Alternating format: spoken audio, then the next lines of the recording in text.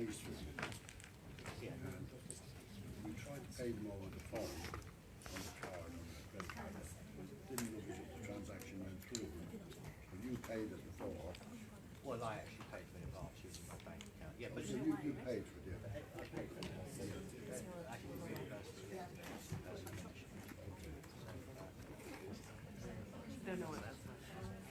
Never had to make it. I don't get my sales action. It's been alright.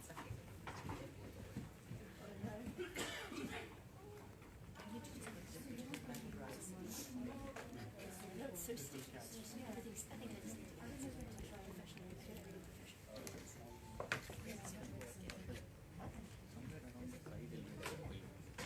It's all working fast.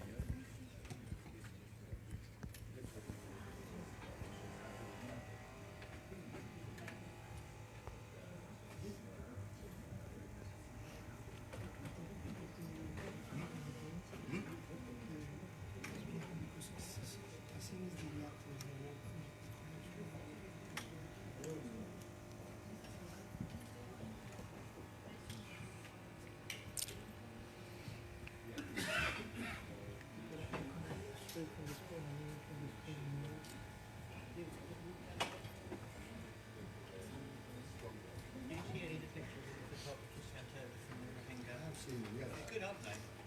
Yeah, I don't think anything particularly exciting.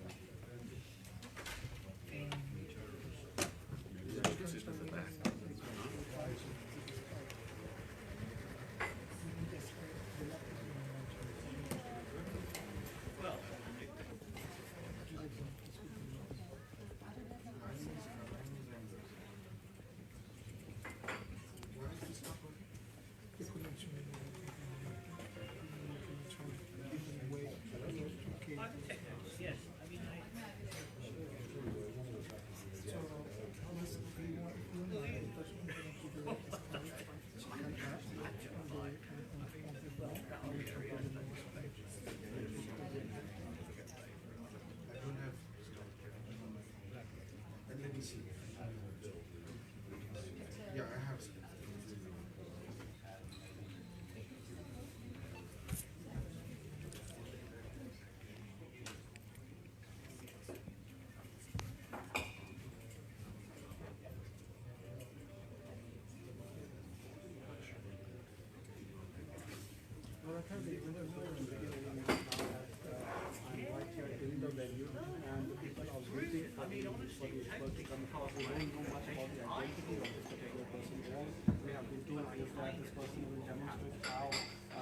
It's easy to hack into the EVM machine, and as we all know, with the big election scheduled for this year, it is a topic that has generated a lot of interest. And I can tell you that there is quite a presence of the media here, including members of the foreign press. Everybody is waiting for the person to come in. We don't know his identity, we don't know how exactly is he going to do that. But as I can tell you, for it's an election year, and this is the biggest question that's on everyone's mind, and everyone is waiting for the expert to arrive, which is expected any moment. Now we also don't know for sure how exactly with that whether you're going to be here, that will be through a video link. It still seems to be a bit unclear, but we are waiting from the venue live, coming should be a little clearer. all the details that we can. It's better. Can it be a little better?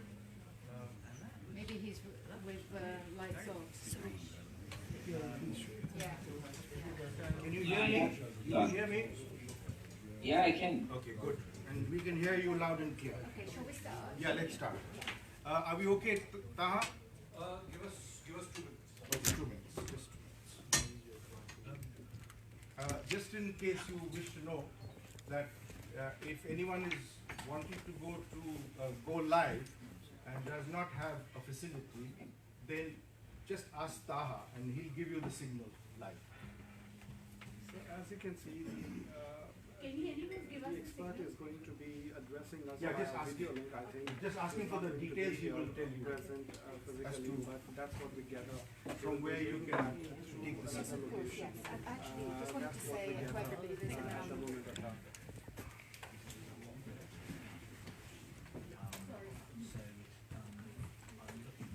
Okay, I'll stand up so that everybody can see me. Welcome everybody. I recognize a few faces of FPA members, Foreign Press Association members. My name is Deborah Bonetti. I'm the director of the FPA, for those who don't know me. And I'm delighted to welcome all the members of the IJA here today. It's our first joint briefing, so we're very excited. I'm going to hand over immediately to Ashish, as you know, the president of the IJA. But I just wanted to tell you, this is Wi-Fi password and login details for everybody who hasn't got them. I'll leave them here so they're out of the way. And we're all delighted to speak to the expert, who's had a bit of a mishap yesterday, from what I hear. So he's not here, obviously. He's on Skype. Yeah. Over to you, Ashish. Okay. Let me begin by saying that welcome everyone. I thank the Foreign Press Association for joining IJA today for this important briefing. The Foreign Press Association was established in 1888. It's the oldest foreign correspondence body anywhere in the world. IJA came into being in May 1947, 4 months before Indian independence. And we are delighted that we are cooperating today, and let's hope that this is the first of many collaborations in future. Now, before I come to the main subject, let me explain this. That the person that you see on the screen with a bandage on his head is Syed Shuja. He is originally from Hyderabad city, India. He migrated to the United States and now lives there. His background is that he worked on electronic voting machines in India, and he will tell you the rest of the story as to what happened and why he has landed up in the United States and what he has to say today. Let me emphasize that the role of IJA and FPA is to facilitate a conversation between you and Syed. We don't take a view on the matter. It is his story that you will hear, and you will get an opportunity to put questions to him and reach conclusions for yourselves. We wanted to be absolutely open and transparent on this matter because it concerns elections in India in a few months, where an estimated 900 million people will be eligible to vote. And that being the case, the first thing that we did was to invite the Chief Election Commissioner of India, of the Election Commission of India, to join us or send a representative. I don't know if there's anybody here from the Election Commission, but that's the way it is. We also invited various political parties in India, starting with the ruling party, the BJP, the Congress, and I can see one of the prominent leaders of the Indian National Congress here. I'm very pleased to see you, Mr. Kapil Sibal. And you're welcome, and do listen to what we are going to put out. Is there Bob Seeley here? Bob Seeley, okay. We will see if he can come. He is a British MP who has some authority on this subject and may be in a position to talk about it later in the day. So that being the case, is there anybody else from any other political party in India? Here? No. You were saying something? Just wanted you to repeat the name. Syed Shuja. Could you spell that, please? S-Y-E-D. And correct me if I'm wrong, Syed. S-H-U-J-A? S-A-U. Yes? U-J-A. Yes. So that's his name. Now, having said that now, let us now listen. You've got the volume loud and clear. Why is he not here today? Is the point that I need to make. 4 days ago, Syed was attacked in the United States, and he was unable to take the flight that he was booked on from Newark to London on Saturday night, and arrived here yesterday morning. So we had a bit of a crisis yesterday, but despite the fact that he is clearly injured, and we have managed to persuade him to make an appearance so that he tells his story, and you can also put questions to him. So with those words, it's over to you, Syed. Hello everyone, thanks for coming down there. I use Hindi, English, American, British code. So everyone loud and clear? Yes, please speak in English so that everyone can understand. Okay. You can do so with an American accent, but all right. So my name is Shuja. I'm known with many names. You know, some call me Syed, some call me Syed, some call me Rinkesh, some call me Mohit. I'm also a fortune teller. So I can tell you what is going to happen after this press conference. First thing, Election Commission of India will deny the possibility of EVM hacking. Second, the ruling party will deny their involvement in what happened since 2013 until date. Third, the Electronic Corporation of India will deny my existence as an employee of ECI. And fourth, that I don't exist in any system whatsoever in India because I'm dead 4.5 years ago. So these are the things which is definitely going to happen in about 2 hours from here. To start with, you know, I was supposed to come down there, do a demo. However, those who are supposed to get the EVMs transported to India, they have been offered great amount of money, and they decided not to show up at the venue with the EVMs which was used in recent elections, the 2018 November election. So that plan was completely dropped out. However, if I could just stop you there for a minute, I just want to say that ECIL means Electronic Corporation of India Limited. It's a public sector company which produces, which manufactures what are known as electronic voting machines, or EVMs. Please carry on, Syed.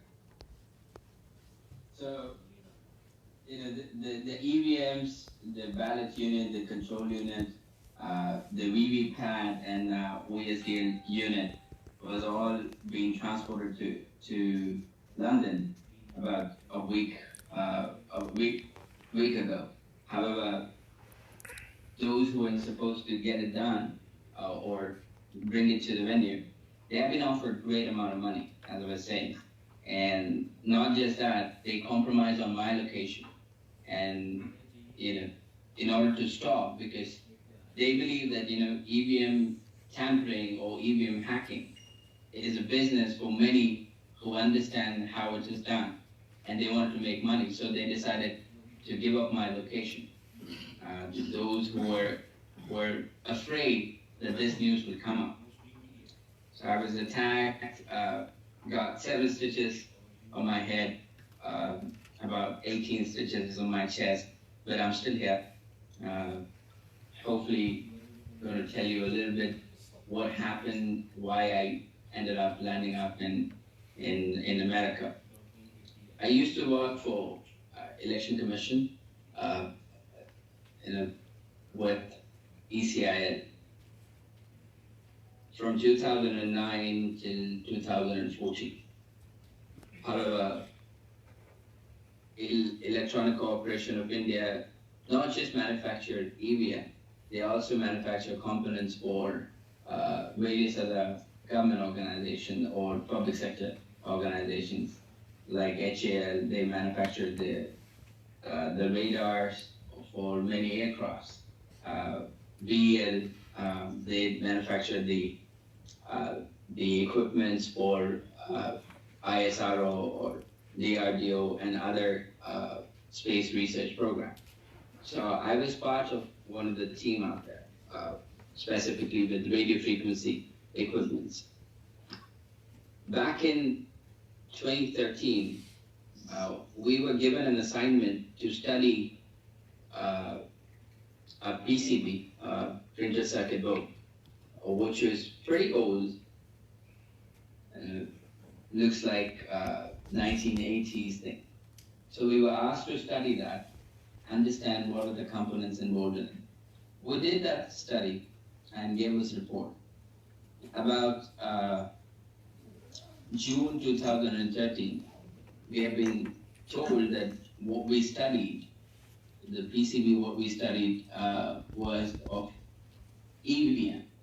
And they specifically asked us a couple of things, that if EVMs are hackable, how to do that. And if it's hackable, they asked us to do it so that we can design the next set of EVMs, which we did. So if anyone claims that they can hack EVMs with the help of Bluetooth or Wi-Fi, they are lying. They're making fool out of everyone out there. Because EVM is standalone device. It cannot be hacked using a Bluetooth or a Wi-Fi or any wireless internet connectivity. So that was there. However, the chipset which is installed in EVM is very old chipset, and it has a unique proposition to itself. It has an ASK and FSK modulator, a transmitter and a receiver. ASK is typical AM frequency, and FSK is FM frequency or phase frequency, PSK. So it had that because when Hanif, the guy who actually designed the EVMs first, he used the PCB which was available back then. And back in those days, there were no Bluetooth, there were no Wi-Fi, there were no internet.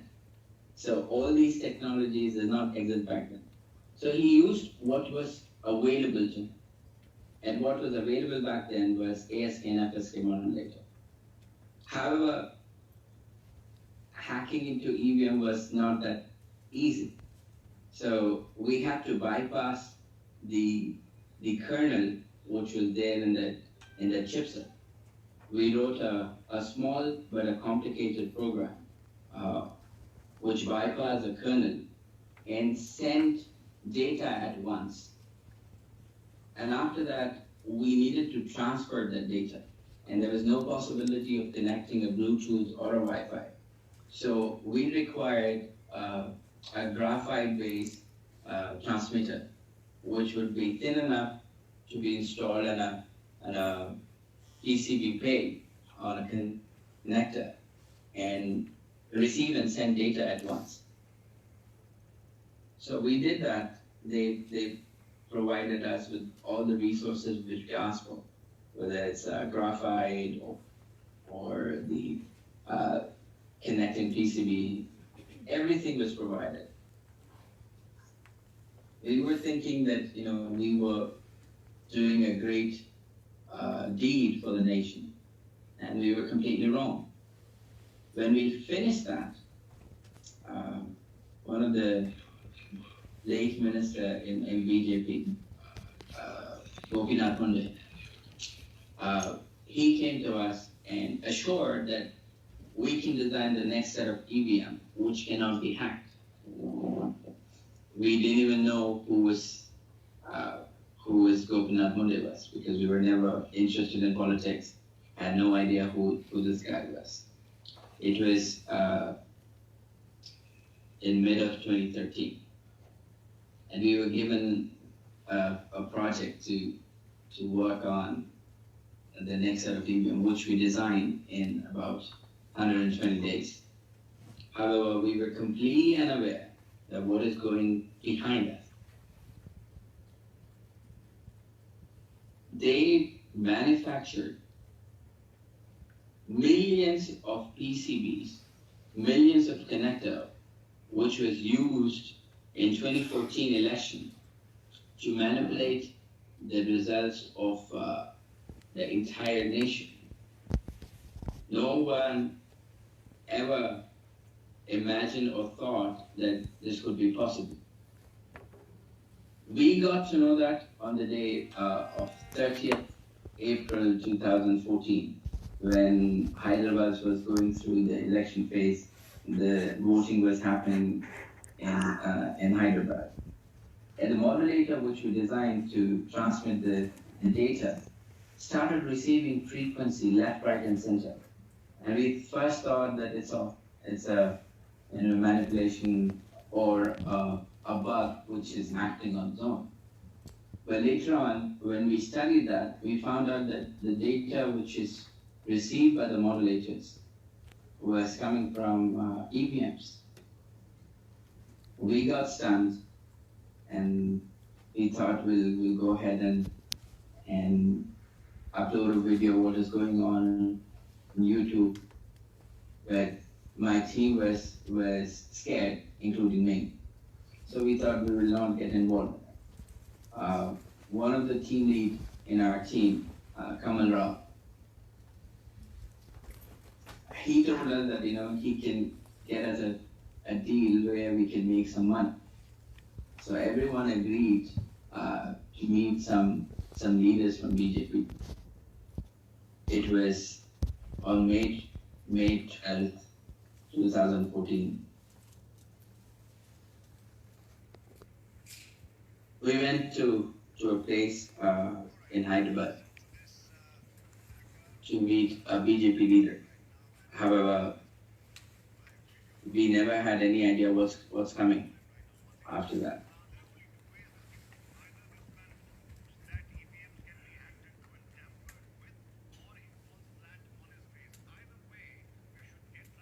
We went to see the leader. We have been asked to wait for about an hour. When the guy arrived, started shooting. The gunman picked his gun, started shooting. Just 1 second. Could you please you're obviously saying things which are quite serious. Could you just explain when exactly, where it happened? Did this happen in 2013 or 2014, or we need to be clear about this, and also the circumstances of the meeting that you refer to? The circumstances were, everyone got greedy in our team. We were a team of about 14 people, including me. Everyone got greedy. We thought we'd make some money. Which year was this? It was 2014. 2014. The day when. Okay. Yeah. Okay. Please carry on. This was the year of the general election in India. Is that what you're saying? This was the year of general elections, yes. Yes, okay. So,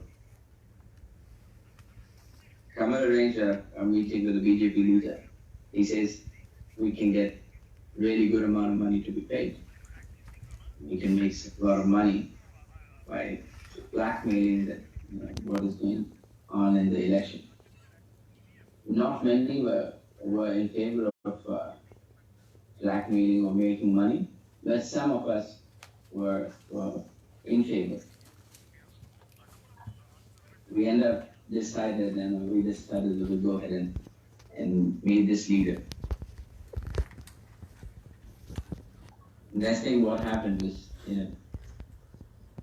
everyone was shot. Nobody survived. I was there with them.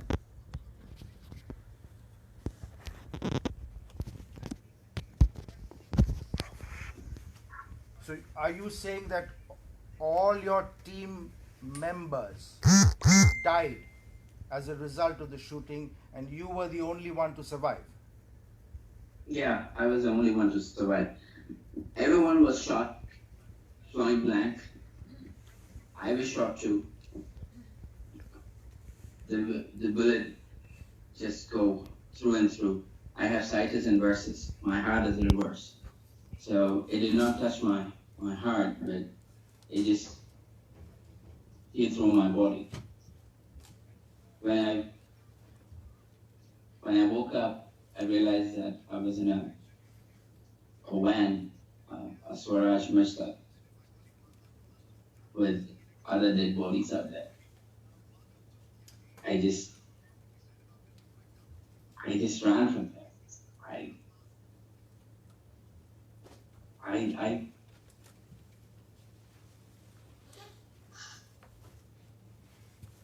That was the only thing came to my head. So Run, save your life. this is Hyderabad, right? Is that correct? It was a suburb of Hyderabad. Suburb of Hyderabad, right? Yeah, it was a suburb of Hyderabad.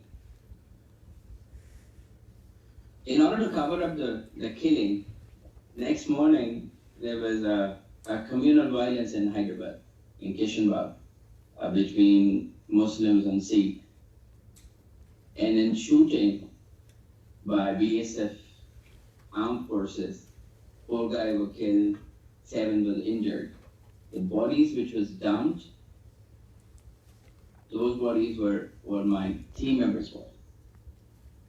Nobody questioned what happened. There was a curfew imposed, but they disposed the bodies of those 11 people in that communal violence.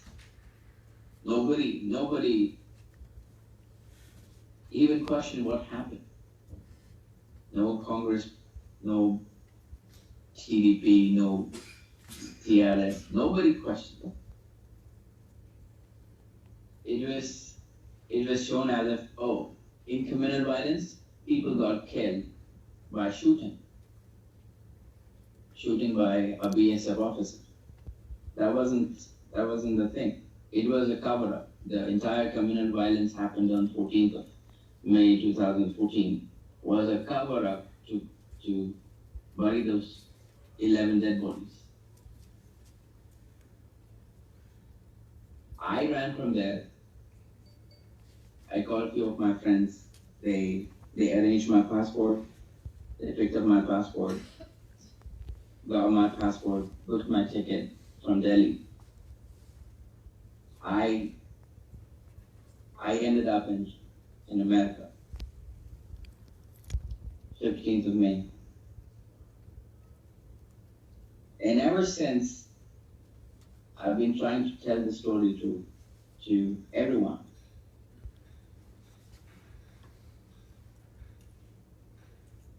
The 2014 election was completely rigged, manipulated. The results were manipulated using the technology which we built, not knowing that it will be used at a mass level to manipulate the results. And the entire results were manipulated. whether it's Delhi, whether it's Gujarat, whether it's Madhya Pradesh, whether it's Rajasthan, whether it was Chhattisgarh, whether it was Maharashtra, whether it was Telangana, entire election, whether it was UP, the entire results were rigged. And no one could prove it, because it is not possible to hack an individual EVM machine using Bluetooth or Wi-Fi. Those who are claiming or those who are thinking about doing it, you have to have physical access to the machine. And with our technology or with our algorithm which we built, they don't need that. All they need was a GNU modulator which transmit data at a very low frequency, between 7 Hertz to 390 Hertz, which is a military grade frequency. One organization in India have about 42 of those, which could transmit data at a burst. And they have been using it. They have been using it since 2014. All the election which happened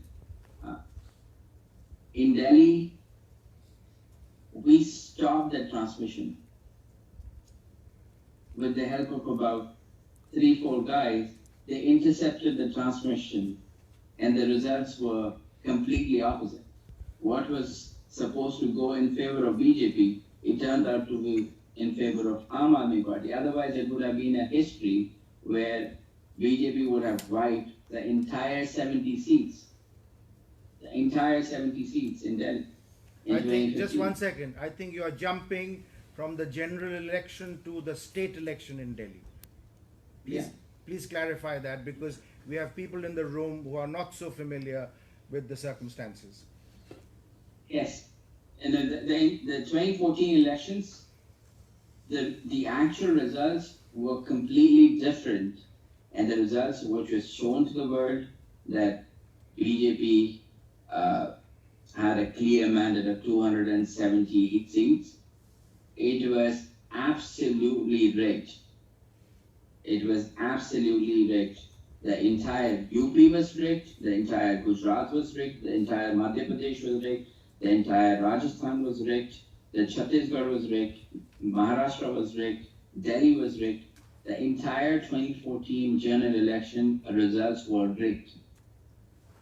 So how is it that in Delhi, where BJP had done so well, they were wiped out in the state election? Well, I had a team who was willing to take the risk of intercepting the transmission, which was initiated by BJP IT guys.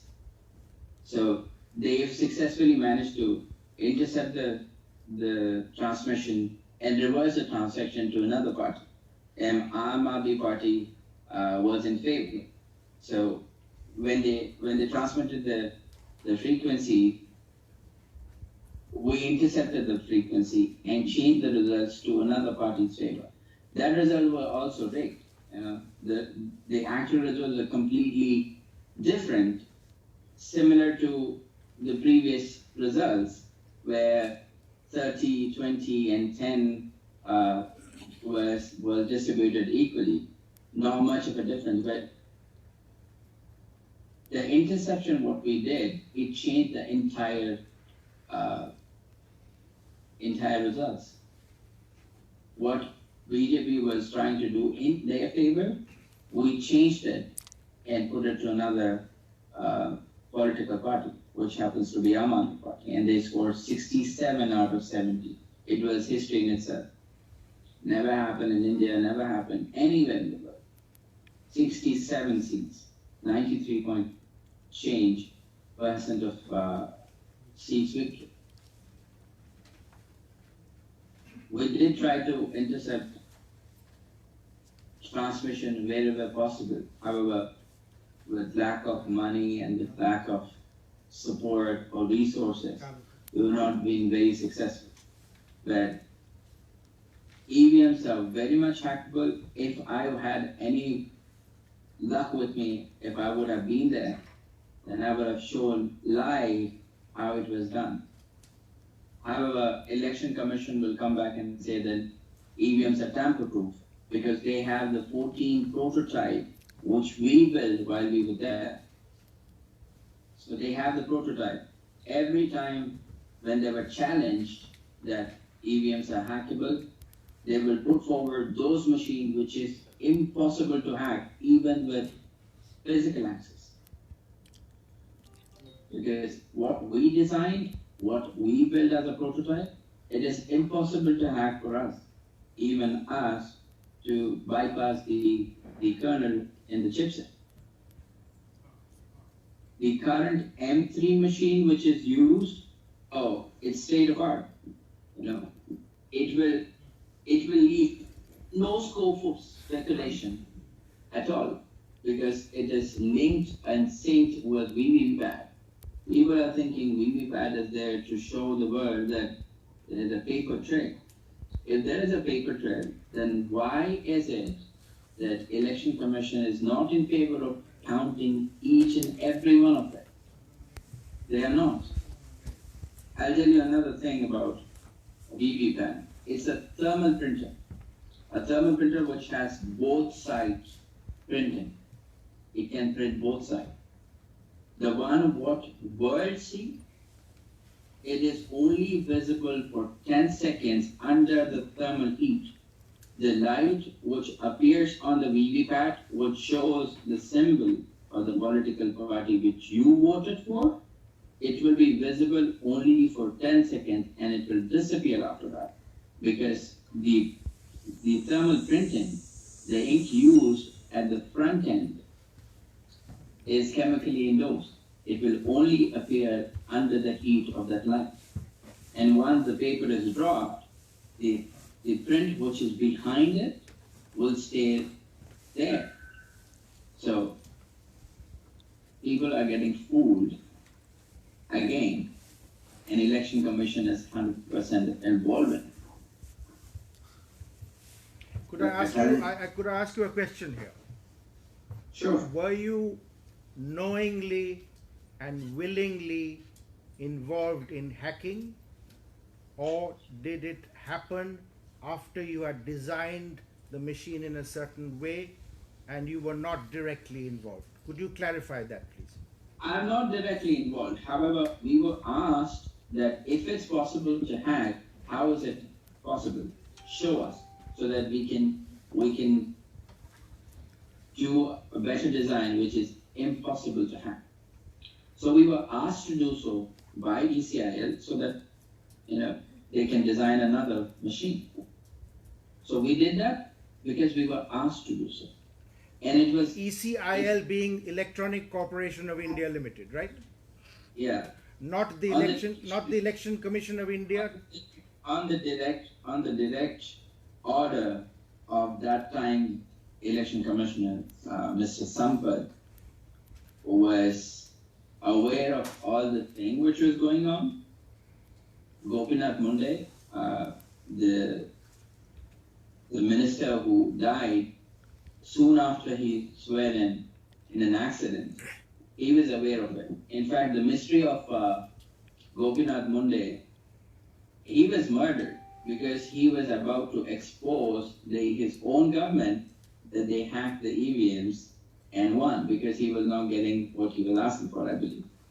This was investigated by the NIA officer, Tanzeel Mohammed, who was also killed in 2015, in April 2015 or 2016, I don't remember, but he was coordinating with my team to investigate further what happened in 2014 election.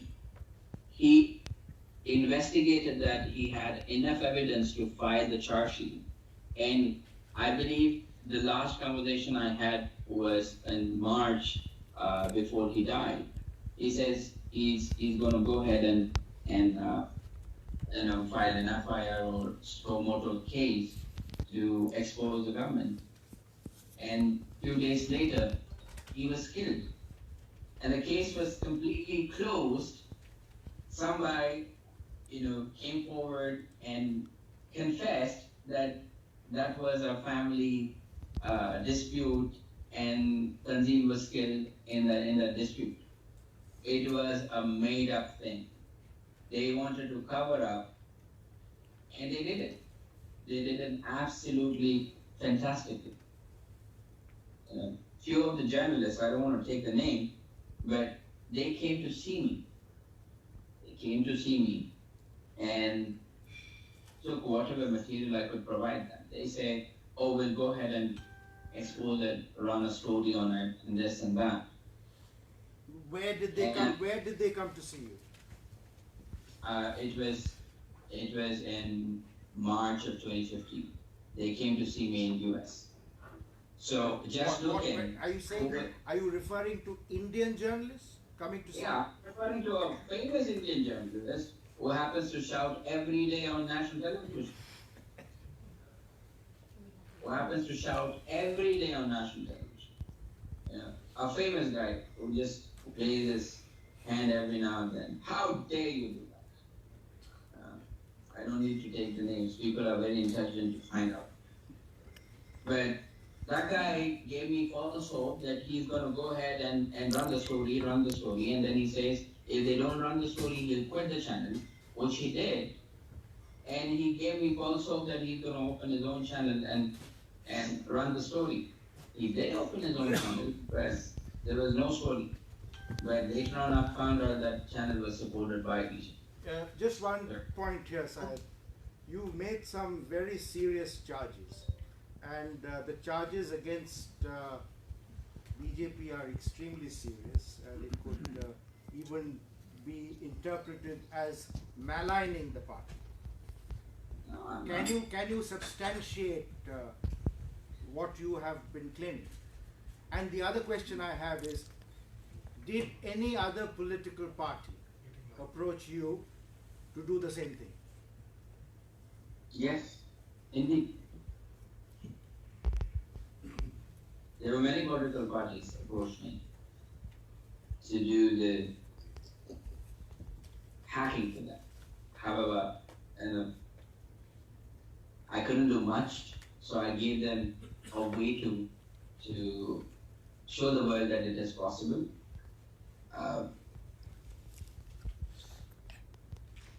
But yeah, there were many political parties approached me, yes. Would you like to name them? SP, BSP, Congress, Aam Aadmi, small parties, local residential parties, regional parties. There were many. I got contacts for almost 12 parties which is no national.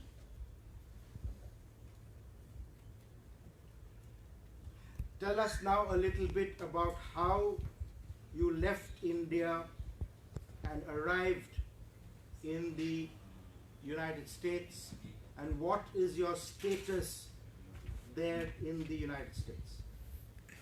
Well, I seeked asylum. And I'm an asylum here. So when I left India, I was injured. Thanks to the corrupt system in India, I was able to leave India, leave Delhi airport. Paid a bribe of $100 to the immigration officer in India, who let me pass through. I landed up here and I filed my asylum on airport.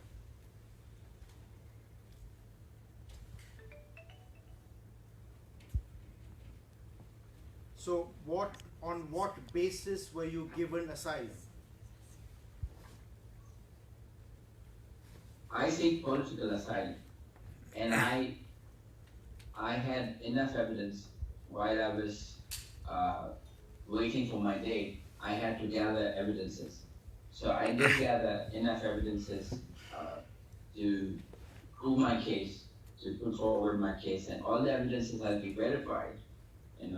The information which I shared here, so it was being verified, and then based on the verification, I was granted asylum. So the story that you're telling us, did you say the same thing or more to the US authorities? In a limited time, Ashish, we won't be able to go through 4.5 years of my life. However, I get really emotional when I talk about the kind of suffering I had to go through since May 2014. So, I'm not in a mental stage to trigger all that suffering again. So I'm trying to be precise because we have time restraints here. But yes, there's a lot more to my story than what I'm sharing right here.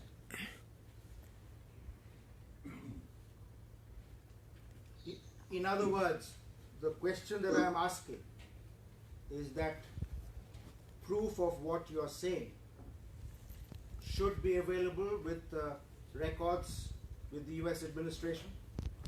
Yes, indeed. Okay. Yes. If you could say a little bit more and then round off, I would like to ask people to put questions to you.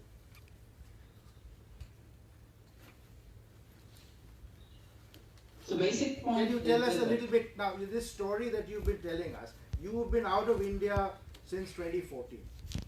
Yes. Now, is it your belief that what happened as you are claiming in 2014 has continued to happen? It is happening as we speak. The Madhya Pradesh, Rajasthan and Chhattisgarh election, if we wouldn't have my team who's still in India, they intercepted the transmission.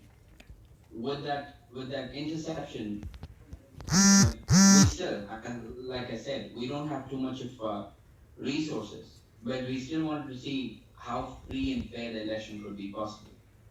With the help of that transmission interception, the election results were very close in Madhya Pradesh. One seat was up, one seat was down. If Election Commission agrees to count the VVPAT, the entire one of it, you will see a complete discrimination between the EVM data and the VVPAT data. So you will find a huge amount of discrimination or discrepancy in the Madhya Pradesh, Rajasthan, Chhattisgarh, and especially Telangana. In fact, it has been discovered recently that number of votes registered was higher in EVM than number of votes casted. In about 40 constituencies, about 5,000, 6,000 votes is more in 40 constituencies. An election commission did not even bother to give an explanation on what happened. And like I said, after this press meet, if anyone goes and approach election commission and ask them anything about it, they will completely deny. They will say that EVMs are tamper-proof, and if you're asked to present, they will present the one which we built, the prototype which they have, which is impossible to hack, and nobody is going to do anything about it. Nobody is going to do anything about it because no political party have guts to stand up and ask, why do we have VVPAT when we can count? And now, counting VVPAT is also stupidity because it will completely sync with the data. However, back in September 2018, that bug was picked by us. They brought the EVM, VVPAT, ballot unit, control unit in a diplomatic package to America, where they asked few experts to check if it's possible to fix the bug. So a friend of mine who worked with me in ICL He approached me, asked me if I can do that. I did it because if I wouldn't do it and somebody else would, then there will be no possibility to prove that VPAD is sinking because of the thermal two-side printing. So I did that. And later on I was attacked that night. And the guy who brought the EVM to US, when he reached India, he met with an accident and he died. An accident where he was standing at a bus station and a bus ran over, a RTC bus in Gachibowli, in Telangana, ran over him. Just, Right. if again, for the sake of clarification, you've been referring to my team in the present tense. And then Yes. you had earlier said that your team was completely wiped out in the shooting incident. Those who worked with me, they are dead. Can you name these people who worked with you in 2014 and were shot and killed? I can name 5 of them. Jazz, Ijaz, Hamza, Prakash, Srinath, Vamshi, Keval, Keshav, and Fareed. These guys who worked with me, they got killed that day. 13th May, late in the night. They got killed that day. The team I'm referring to is those who are working with me right now. Those who wanted to save the democracy in India. Those who are acquaintances of mine who happened to know me after I started finding out who could help me in India. So I found about 10 people in India who's willing to risk their life to intercept the transmission which is happening after 2014. I don't want to take any name of those because of their own life safety, but the team who's intercepting the transmission, who's trying to intercept the transmission in India, they are still there, and they are still trying to save Indian democracy. They are trying to save or have a free and fair election. However, it is not possible because we don't have resources, we don't have any support from any political party or any non-political party or anyone who could help us. Everyone is selfish enough to take advantage of the situation. Everyone. So in a nutshell, who are the culprits? Who are complicit in what is happening? Reliance Communication, the GEO, they have the network to transmit the data. BJP is obviously the beneficiary in the entire exercise because they are doing it. And those who are allies of BJP is getting benefit from the same. There are about 9 stations in India where they have the facility to do the transmission. And those who are working in that facility, even they don't know that they are tampering with EVM because they have an application, all they do, the employees working in those 9 stations, all they do is do data entry. They don't even know what data entry what they're doing. Nobody knows. It was a clear-cut victory for BJP because they are utilizing the solution which they have, and it's been successful. Just imagine when Prime Minister Modi decided to do demonetization. 2 months later, UP went on election. The entire India was lined up in queue at the ATM machines, and they still managed to win Problem with India, I did not vote for you, but the other person did, and that other person is celebrating, I will go ahead and join him. Irrespective whether I voted for that particular party or not, but I will still go ahead and join the victory. One sheep, the other sheep follows. This is what happens in India.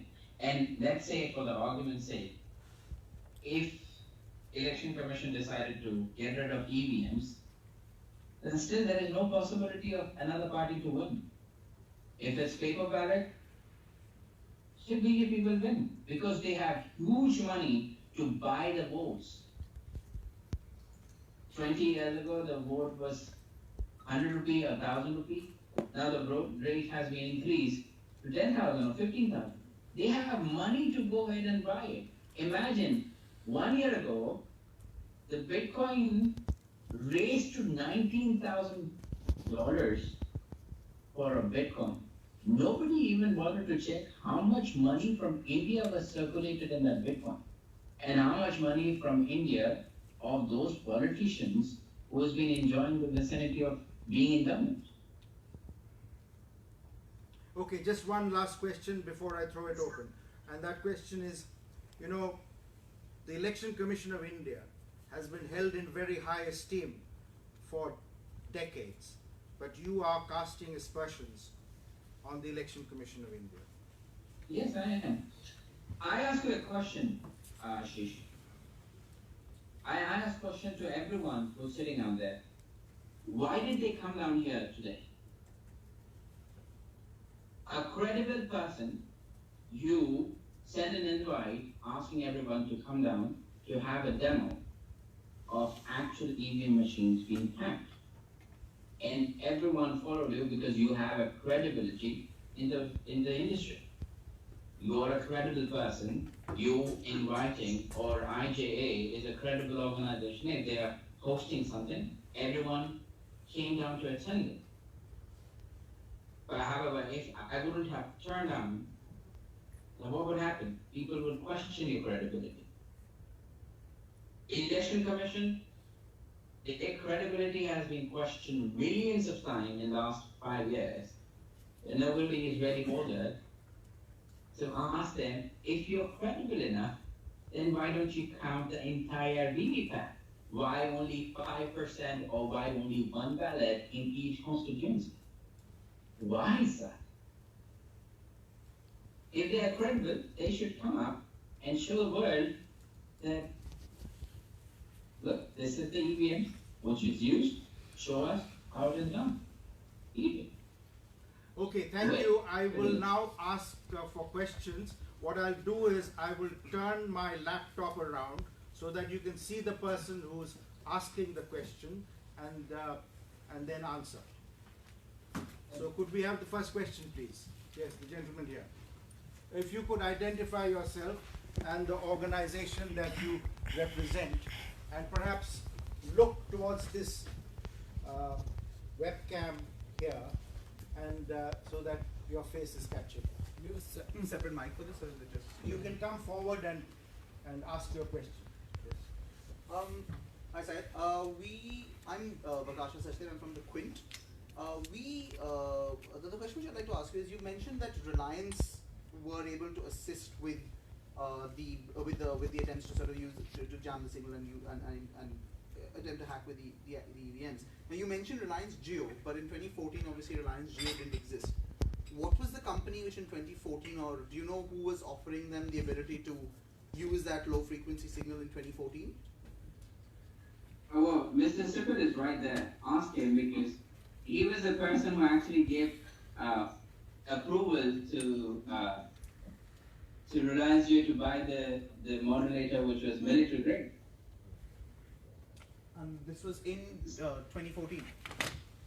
No, the modulator was purchased in 2014, was approved by Congress government. It was 2012 they bought the modulator, because in 2012 we did study the PCB, so they had the detailed information about the PCB. So 2012, 2013, they had the moderator.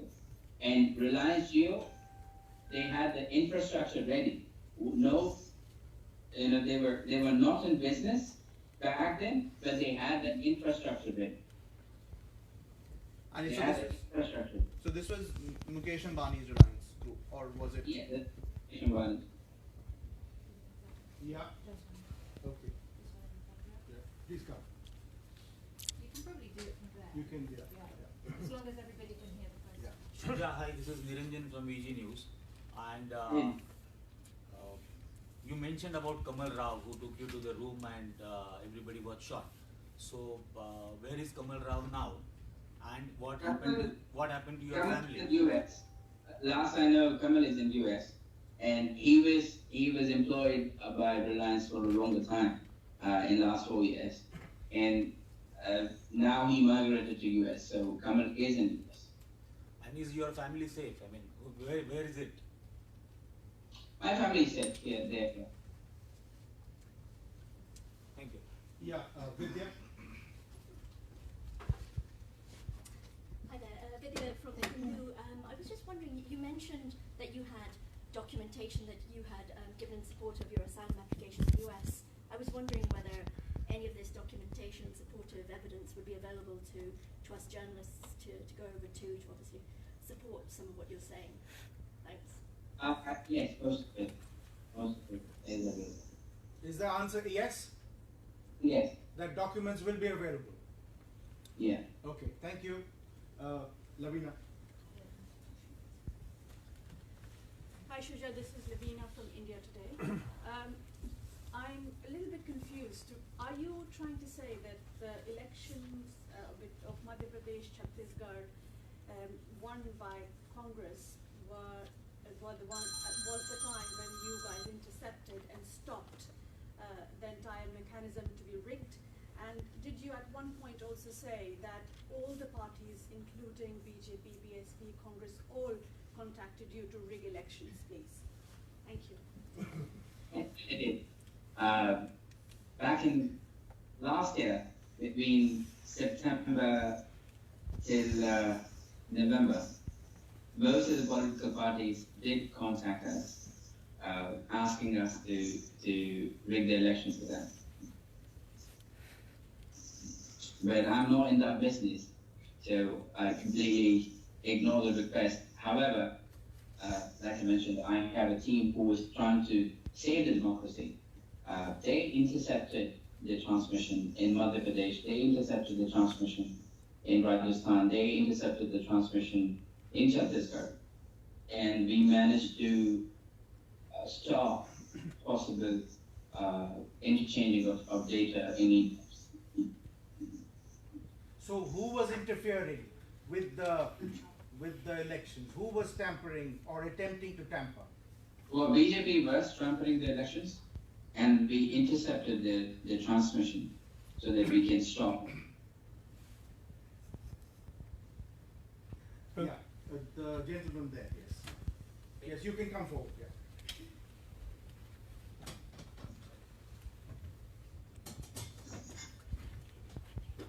Hi, my name is Rahul.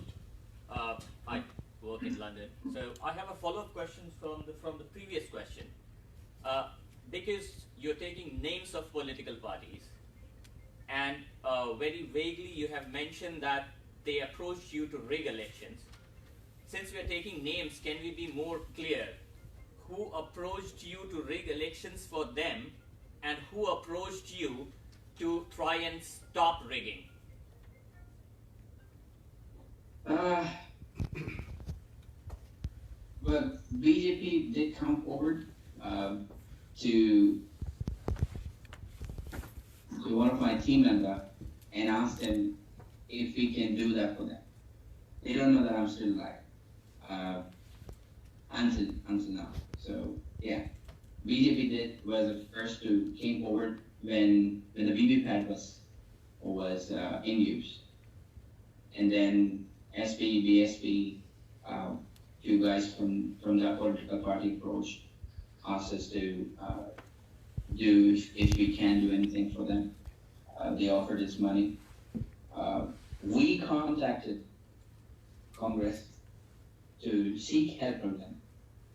However, we did not get any luck because, ऊपर देखा, नीचे देखा, आगे देखा, पीछे देखा.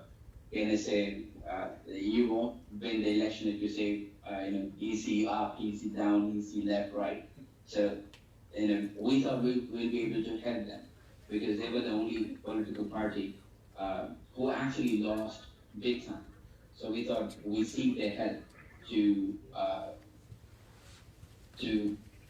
put this forward to the world that election using EVMs is completely manipulated.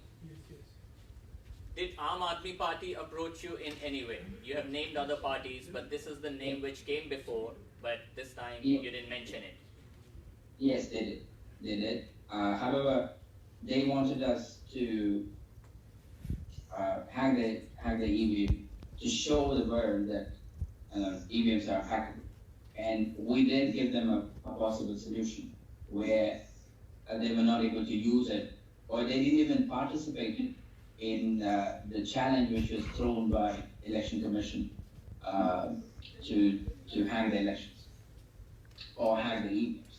So they did approach us to find a solution where they can show the world that EVMs are hackable. I think they're still trying to do that, but what they're trying to do is using Bluetooth or Wi-Fi, which is impossible, which is not even close to being hacked the standalone data. Thank you. Yeah, please.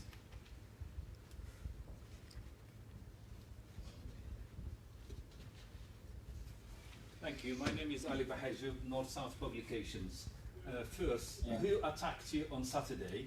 Number two, you mentioned you have a team of 14 and you're the 15 and only 12 turned up in the killing session. Why were there 12 instead of just 2 representatives or 3 representatives of the team?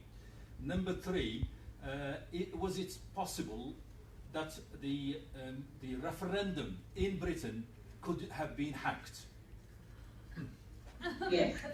I'll come up with the fourth question, or third question. Yeah, the referendum is actually hacked.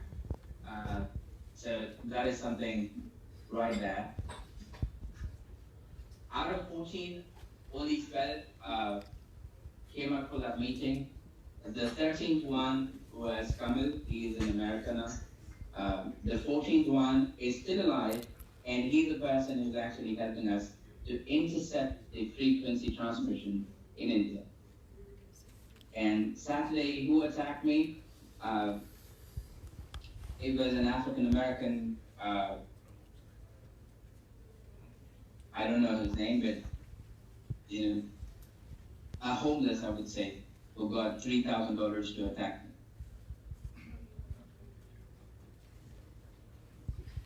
Have you gone to the police to report the matter?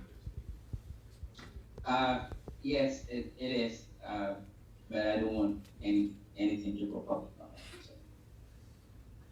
Yeah. We'll come to everyone, please. Hi, I'm Rupanjana from Bardhaman Putrika. I wanted to ask 3 things. Number one, you talked about the different parties that had approached you. One, I wanted to know if Trinamool was one of them because you spoke about regional parties.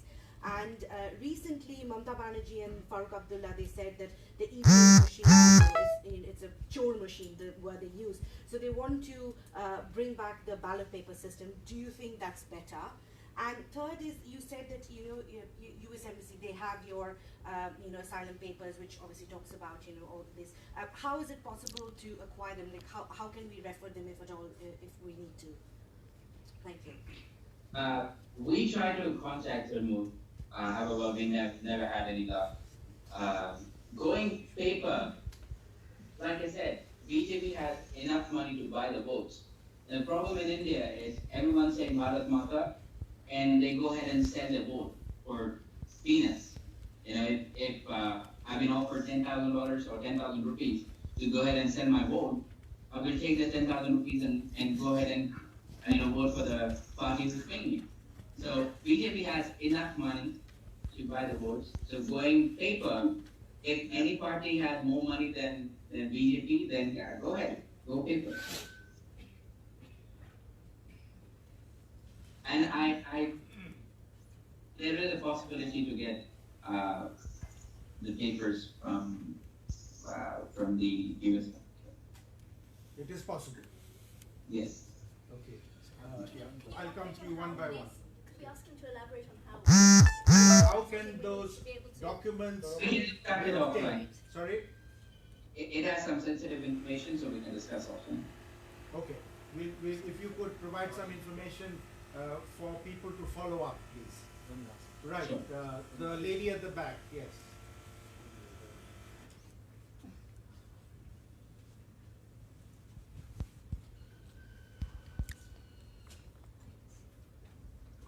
Hi, I'm Ruhi. I write for The Wire.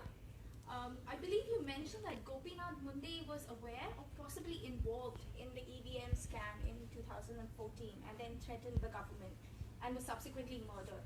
Could you elaborate on this, and do you have any evidence to back these allegations? Well, Gopinath Munde was completely aware and involved in the entire operation because he was the one who we met the day when we finished it. And he was murdered, for sure. Tanzir Ahmed, the NIA officer who was investigating another case, he happened to get involved in Gopinath Munde's murder. And he had enough evidences to show the world that, Gopinath Munde was murdered by his own political party. The EVMs were hacked and how it was done. So he had enough information. However, unfortunately, he was also killed, murdered, I would say. And his case was completely covered up with another, goof of story. So this is what is happening in India. And unfortunately, we can't do anything about it. Do you have any evidence about this? No, I do not. I do not have any evidences. Even though if I go ahead and provide evidences, evidences can be proved incorrect. So yeah, I don't have any evidences, but they have enough evidences to file a charge or file an FIR on some motion, which he was willing to do, but he was killed. So I don't know what happened to that. Krishan, yeah. Yeah, come forward a little bit.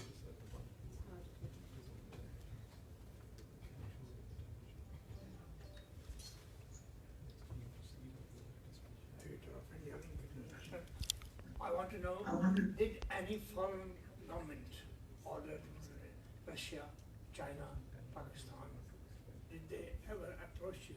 Because this is an important thing you are saying, degrading the Indian democracy. And naturally, there are some countries who do not want democratic country, India. So did they approach you, or any time, either Russia, China, or Pakistan? Oh no, I'm worried about my own country. So I'm worried about Indian democracy rather than thinking about others. So I have no idea. So my co-chair would like to ask a question. Yes, hello, Syed. I'm Deborah Benetti. I'm the director of the Foreign Press Association, and also I write for an Italian paper called Il Giorno. You have made, as far as I understand, quite a lot of very serious and unsubstantiated allegations. And I would like to know why you say with such certainty that the referendum in Britain on Brexit was hacked.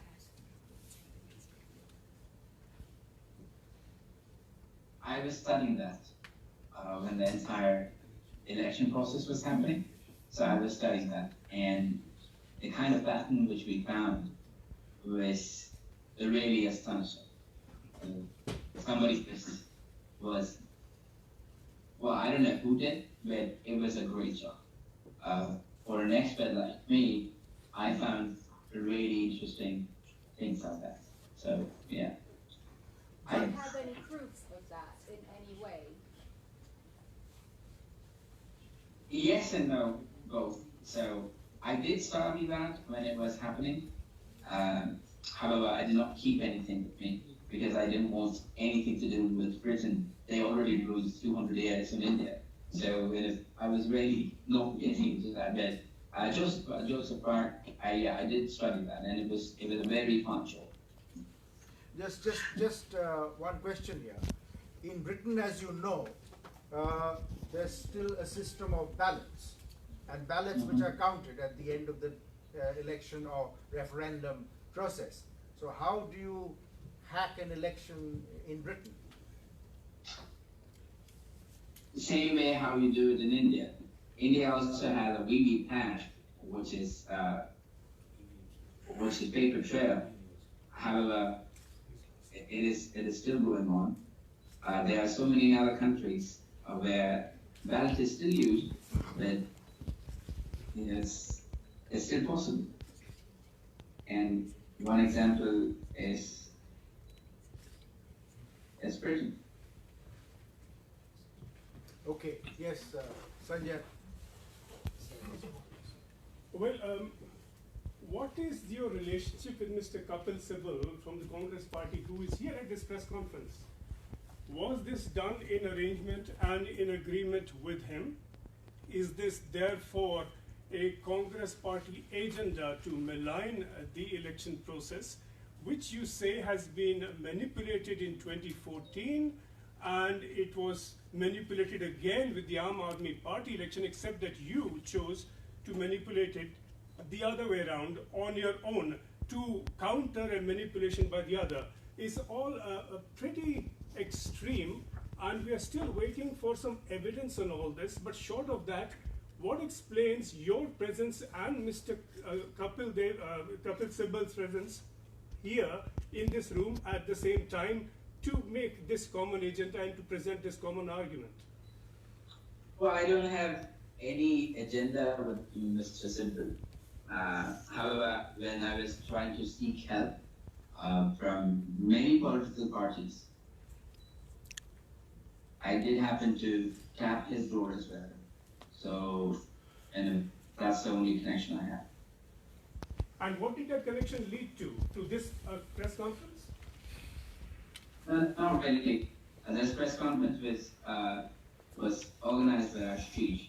So, I don't know how Ashish is connected with Mr. Sibal, but Mr. Ashish, of course, hosted a meeting with Mr. Sibal very recently. So is this an agreement between Ashish, you and Mr. Sibal? No, it's an agreement between me and Ashish. Mr. Sibal, if he's involved in any way to arrange it, then I don't know. But no, I don't have any agenda with Mr. Sibal. Can I just quickly ask? In fact, Mr. Sibal is indirectly responsible for the entire 2014 election to happen in the favor of BJP, because while he was the telecom minister, the approval to buy a military-grade frequency modulator was signed by him, and I'm not sure whether he's aware of it or not. But it was initiated by ministry has to clear it because it's a foreign it's a military-grade frequency modulator. So. Have you been watching some B-grade Bollywood films of late? What do you think, sir? Well, I do watch movies, but not B-grade. Can I just say just one second. Just one last thing. What made you take so long to expose this, and did you try any other ways to do it? Because it's now 2019 and Gaurav Lankesh was a journalist who was willing to write the story, and August she communicated to me and she said she is reading the story, and she was willing to go ahead with the story, and she was killed. So I stopped for a year to get involved in anything, because anyone who was involved directly or indirectly, anyone who was involved directly or indirectly in this story got killed. So I was pretty much scared, and now my family is here. So screw everyone. I don't care. This has to be there. The world has to know that EVMs are tamperable, hackable, and it is happening. and I have been trying to put it forward since last.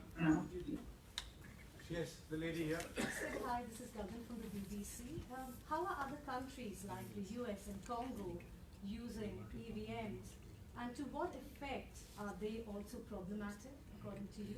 That's the first Well, I didn't question. study US EVMs. I didn't have an opportunity to do so.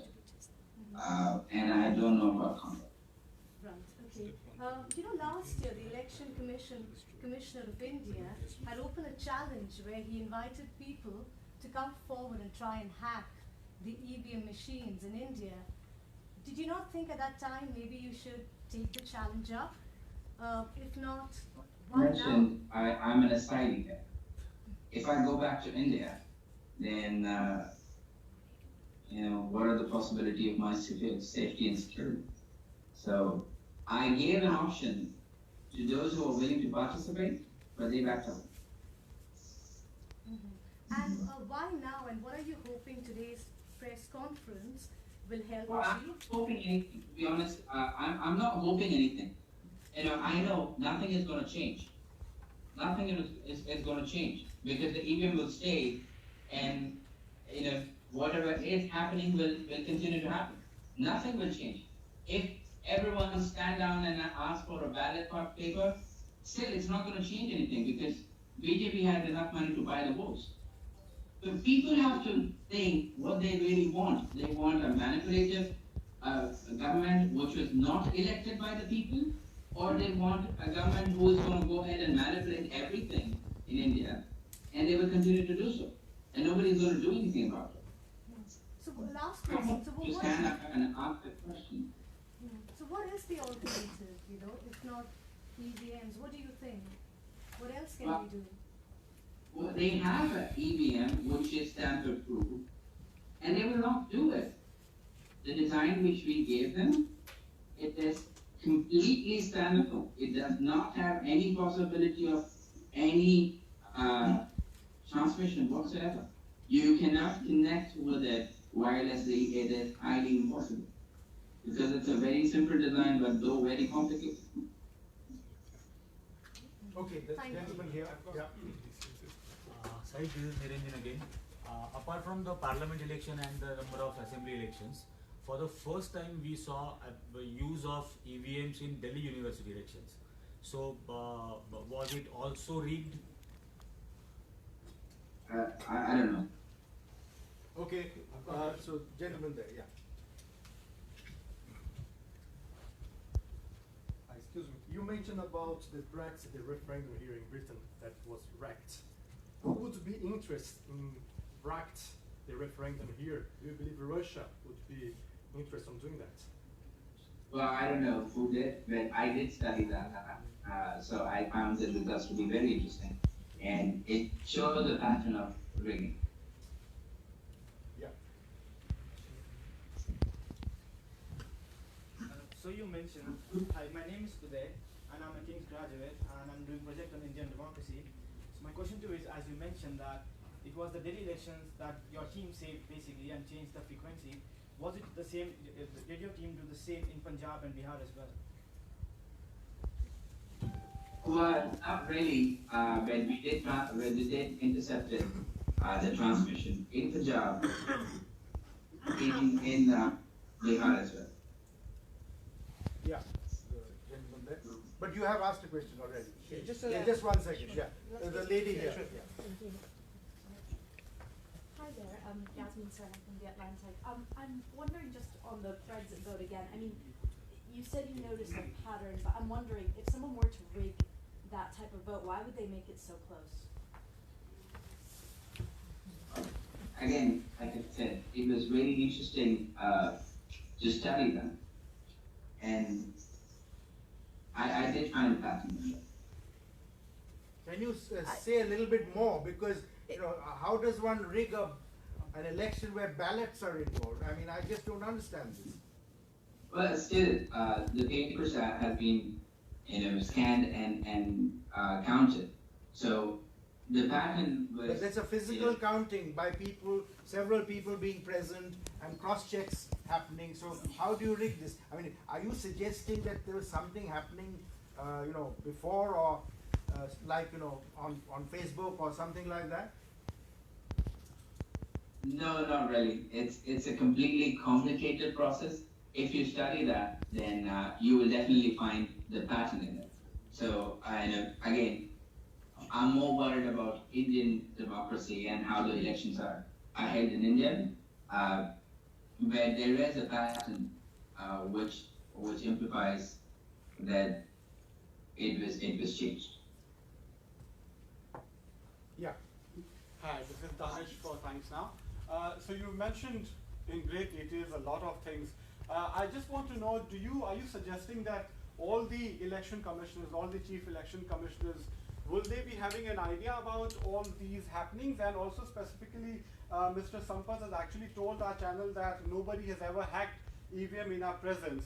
How will you react to it? And also, of course, please do answer whether you think all the chief election commissioners are in the know-how about this whole process of hacking. Well, I'm sure they are. I'm sure they are pretty much aware. As much as I know, most of them is aware of it. Yes, the lady there. Hello, I'm Aviana Snow from Tripod TV. I have 2 questions for you, sir. First, Can you hear her? Can you hear me? Can you hear the question? No, I can't. No, please come forward. I have 2 questions, sir. Firstly, how many seats did the Congress lose through the rigging of these machines? And secondly, is the murder of the journalist Gowri Lankesh linked to these hackings? Yeah. So, approximately 201 seats was lost by Congress during 2014. Gowri was working on this story. So, yeah, just linked to that. Can you elaborate on how it's linked? She was ready to go ahead and publish it. Last I spoke with her, and she said she's ready, and she filed an RGI, right to information, to find out who manufactured the cables.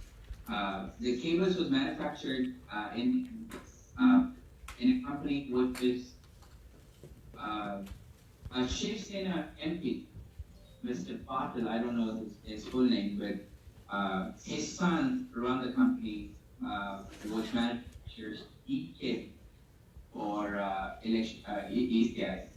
So yeah, she did file an RTI to find the source of manufacturing, and she was waiting for that so that she can run the story, and she was murdered, a week later. Tom. On League and Asian Affairs, you've made several comments, Mr. Syed, about how easy it is to rig ballot elections. Ashish Ray has mentioned several times. Probably you don't know very much about the way ballot elections in this country or in Europe take place. You've also claimed, because it takes place at local levels with local trusted officers counting the ballot in front of the candidates, the opportunity for fraud is very, very limited. Doesn't mean it's not possible, but any frauds exposed in the past have been minor matters concerning a few dozen double voting and that kind of thing. But you keep saying that in India, the BJP has so much money it can buy the election. But the electorate in India, I'm not quite sure how big it is, but it must be something like 500 million people going to the vote. How do you buy 500 million people? And what guarantee do you have that, having given them the money in advance, that they'll actually do what you pay them to do? Could you explain that? India has a history of having elections on paper. And buying votes for money is not very uncommon, and not 500 million. They only need to get past the post thing.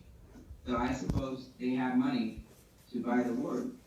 And I'm sure people do take money and cast a vote in the faith. And well, I cannot guaranteedly say that, but that's a trend which has been going on. So I'm sure it continues. Yeah, Vidya.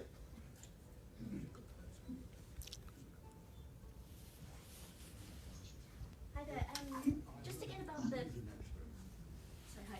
Vidya again from the Hindu. I was just wondering whether U.S. authorities, you've been in touch with the U.S. authorities as part of this process of, bringing all of this out in the open, and whether you expect that to affect your status in the United States. And also, second question: is your solution then for the Electoral Commission to roll out the prototype that you worked on that you say is tamper-proof? Thanks. That can be one possibility. However, I don't have a solution for, I don't have a solution for replacement of EVM. The one which we did work on, that was already there with them. But I'm not sure, I'm not sure how to help in that regards. All I know is, this has been happening, and it will continue. If nobody comes forward and put forward what is happening, then it will continue. And the first question? The first part of it, what she was asking about.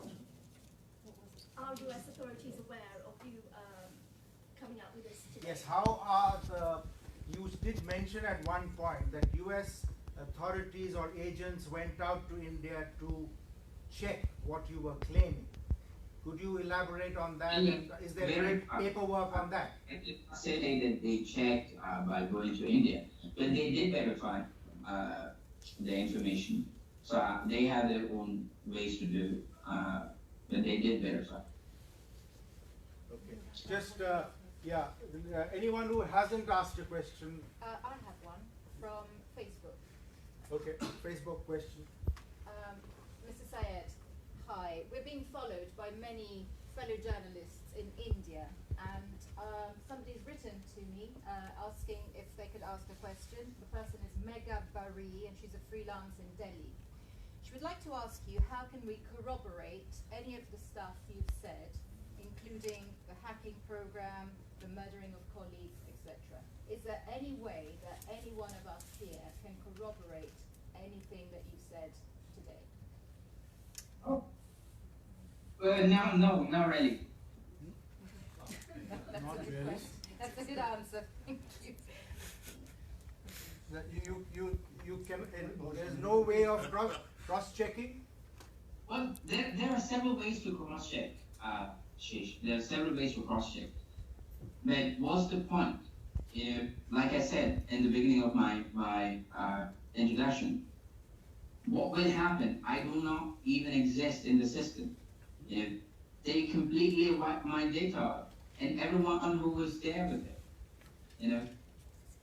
I'm an expert in cybersecurity, and I couldn't find anything which is still remaining in the system out there. Such as what? Your Aadhaar card or something like that? Absolutely nothing there. But the U.S. authorities must have been able to do it, right? Sorry? The U.S. authorities must be able But to the do it. U.S. authorities have documentation. So if they could verify, Yes, they they can do. verify. I think we'll close it there. Thank you very much, because we're approaching, as they say, the hour when we have to, the Cinderella time, as they say. Thank you for joining us, Syed. I hope you get well, and will be able to perhaps give us more information and more documentation, really, to substantiate what you said. And with that, good luck to you, and thank you very much for joining us. Will you be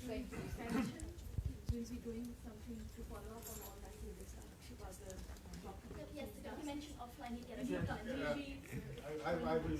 But Ashish, as you are in close touch with him, you can give us the documentation he spoke of. Yes, I will pursue the matter. Yeah. Ashish, can I request him to send us maybe a documentation, step-by-step, simple way how EVMs are getting hacked? Yeah, just a. Because Yeah, this Ashish is will do very it. complicated. One second. Wait, could he please send it to us, maybe a step-by-step, very simplified way of how EVMs are getting hacked? And You are hearing all this. I will make out a list for you, Syed, and if you could please respond when I send you the list. We just get And it on also paper. how many that machines clear are out steps there? would And help. if every machine that is now being used in every election is possible to be rigged, and only the 14 and 15 that are with the election commission not possible to be rigged? So then, Well, I don't know, but I don't know whether they increased the capacity of the 14 and 15 prototype that they had. But surely, yeah, all the M3s with the new chipset is absolutely vulnerable to transmission. Yes. Everything. Yes. Can we thank you and Ashish for an entertaining afternoon? So then, Well, you know, entertainment system industry, so I'm glad that you're entertained. thank you again, and have a good day. Thank you. Thank you.